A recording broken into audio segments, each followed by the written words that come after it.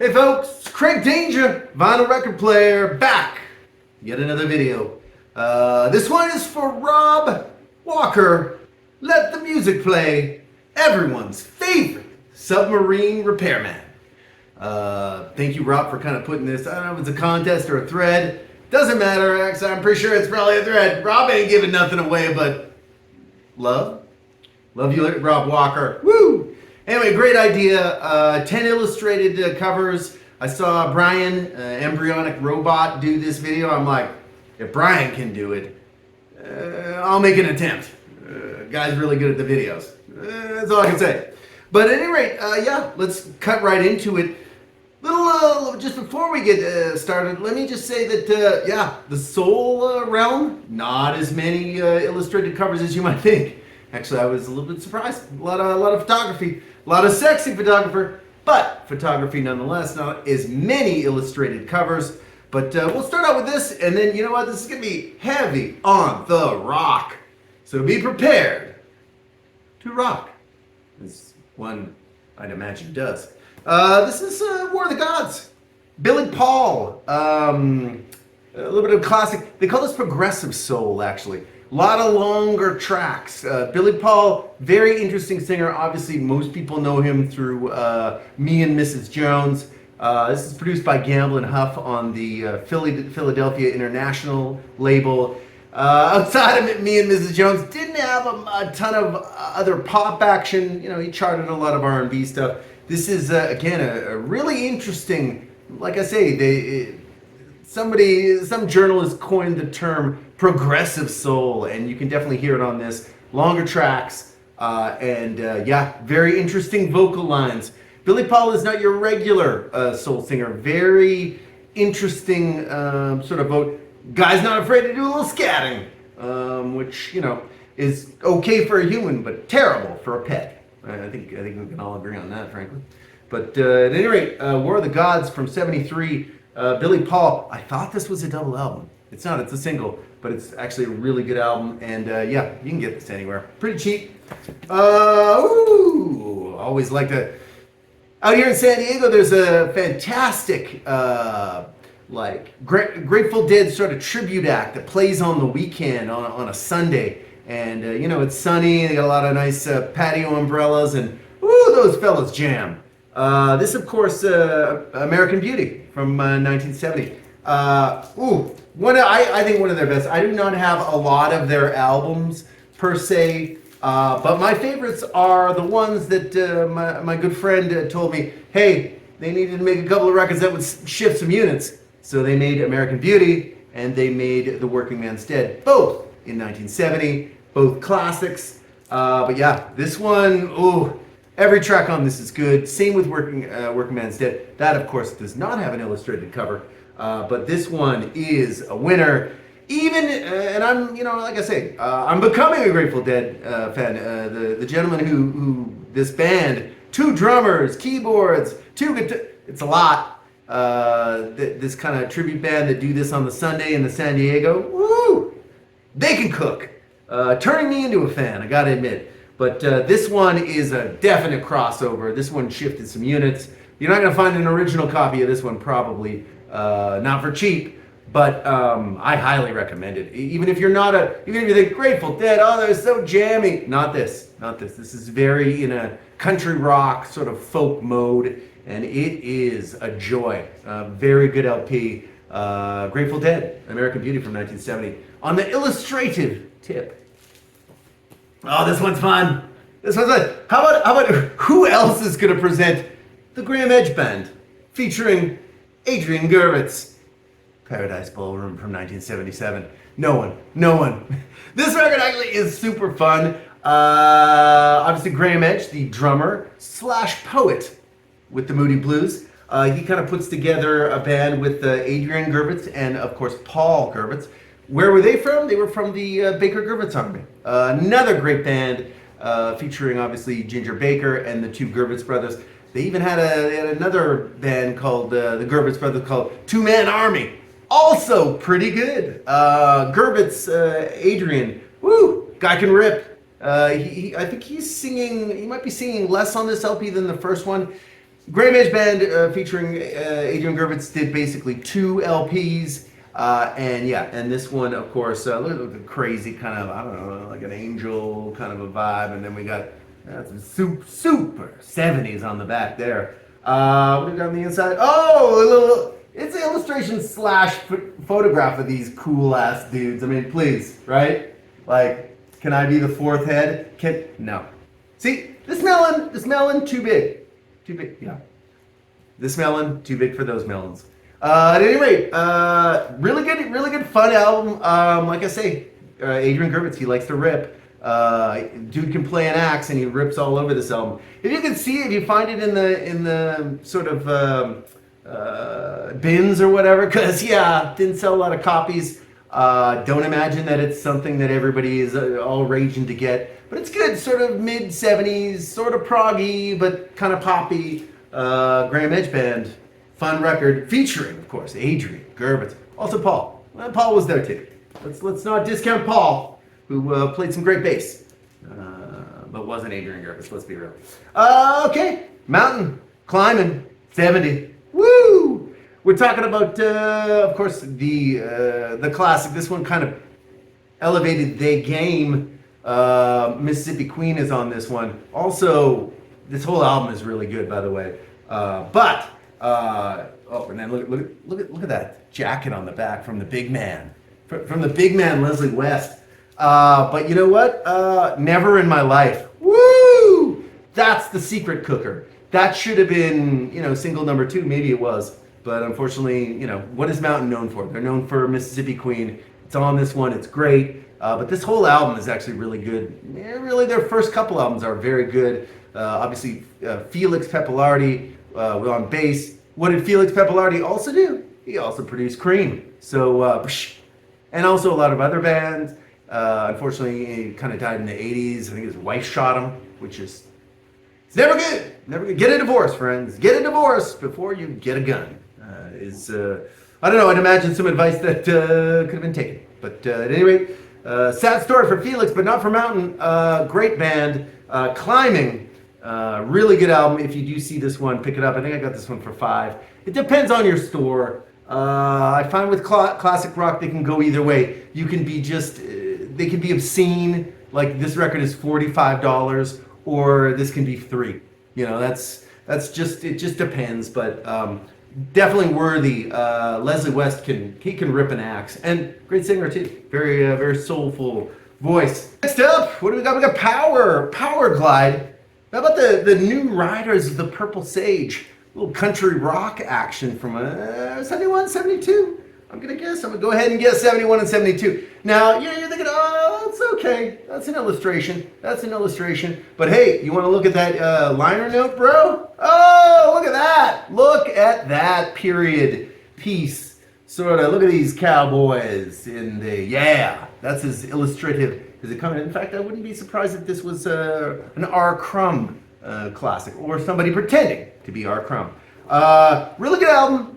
This, I think, would be one of the last ones that Jerry played pedal steel on. I'm actually not even sure that he did on this one. I know he did on the debut. Jerry Garcia, of course, from the Grateful Dead. But a lot of fun tunes on this one. My favorites, of course, Rainbow. Ooh, Rainbow's a banger. Love that one. Running Back to You, Willie and the Hand Jive. Not my favorite song, but these guys do a decent version. I Don't Need No Doctor. Ooh, very good stuff. New Riders of the Purple Sage. A little illustrative jam, Power Glide from, I think, 72. I think this is their second or third album. But worth a listen and worth a buy. Available cheap. How about Uriah Heep? Demons and Wizards. Classic. This one, I'm going to say, is from 73, 74. Very good. You got the Wizard on this one, obviously. But the killer track, the hot one, the rocker, is, of course, Rainbow Demon. Yeah, that's right. Rainbow Demon. Just is what it is.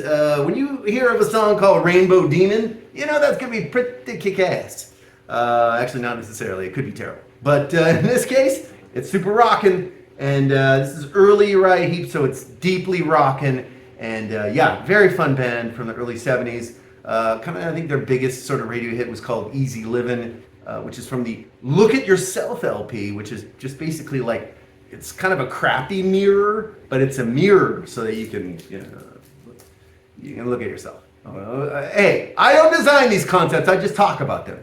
But yeah, if you do see this one, Demons and Wizards, this one rocks heavily.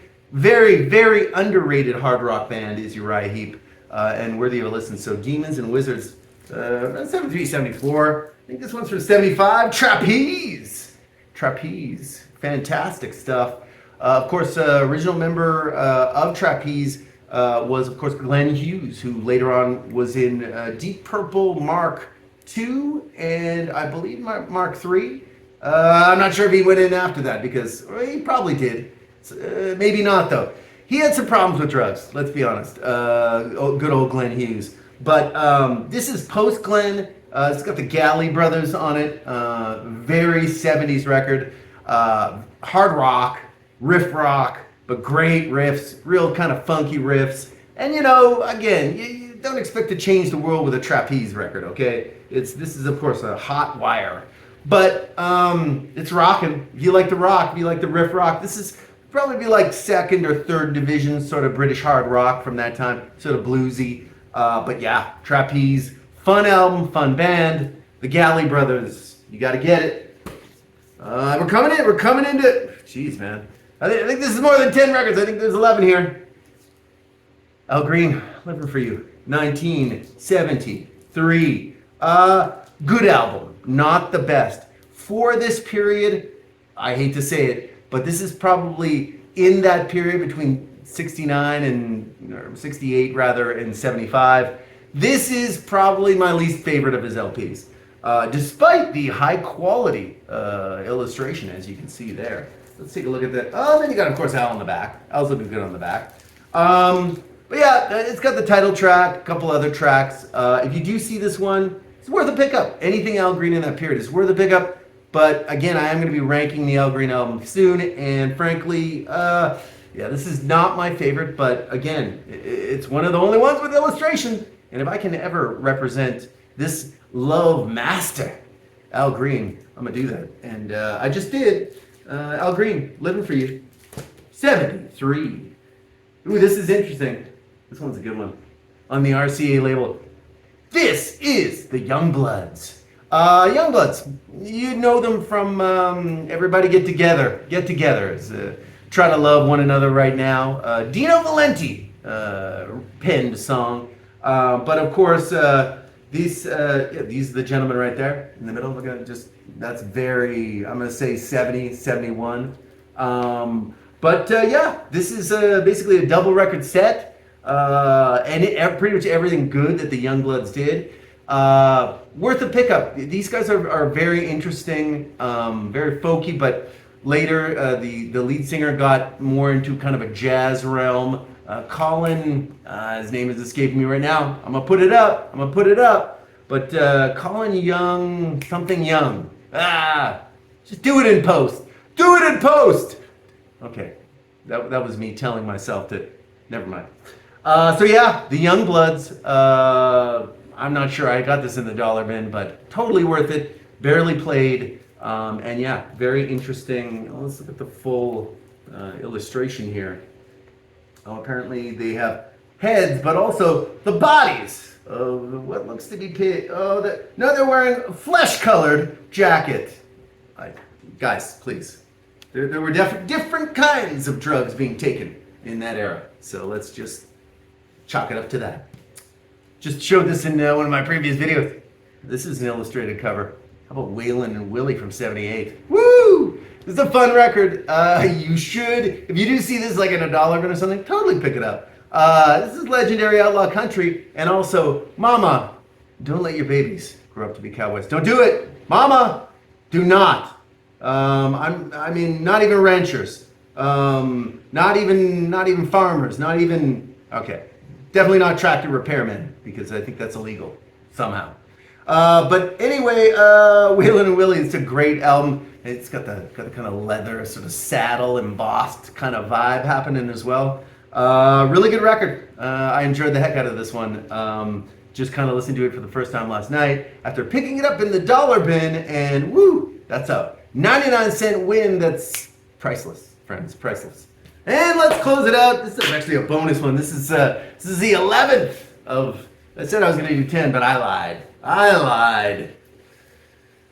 Dells versus Dramatics. As you can see, there's a strongly Harlem Globetrotters-esque kind of vibe here. They're both playing basketball, but in reality, this is just kind of, I mean, I don't even know that they really sing together. It's just a sort of like a compilation on the Cadet label.